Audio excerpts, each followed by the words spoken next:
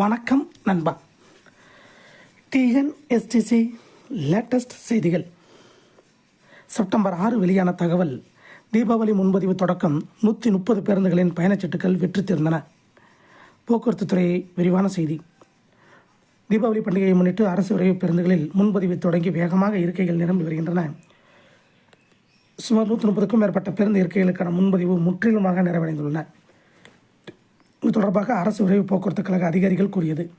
ஆண்டுதோறும் தீபாவளி, பொங்கல் உள்ளிட்ட பண்டிகைகளையொட்டி அரசு போக்குவரத்து கழகங்கள் சார்பில் சிறப்பு பேருந்துகள் இயக்கப்படுவது வழக்கம். அதன்படி கடந்த ஆண்டு மாநிலம் முழுவதும் சிறப்பு பேருந்துகள் இயக்கப்பட்டன.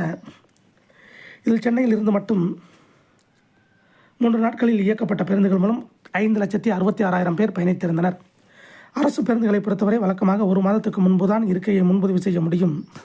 தற்போது 2 மாதங்களுக்கு முன்னதாகவே முன்பதிவு செய்யும் வகையில் நடைமுறை மாற்றியமைக்கப்பட்டுள்ளது. அதன்படி தீபாவளி பண்டிகையொட்டி அரசு பேருந்துகளின் முன்பதிவு தொடங்கி வேகமாக நடைபெற்று வருகிறது. நடப்பாண்டில் அக்டோபர் 31ஆம் தேதி வியாழக்கிழமை தீபாவளி கொண்டாடப்படுகிறது. இதற்கு முந்தைய 2 நாட்களை பொறுத்தவரை முன்பதிவு தொடங்கியுள்ள பேருந்துகளின் இருக்கைகள் வேகமாக நிரம்பி வருகின்றன. அக்டோபர் 29ஆம் தேதி பயணிக்க தமிழகம் முழுவதும் 9,500க்கும் மேற்பட்டோர் முன்பதிவு செய்துள்ளனர். இதில் சென்னையிலிருந்து பயணிக்க 7,200க்கும் மேற்பட்டோர் முன்பதிவு செய்துள்ளனர்.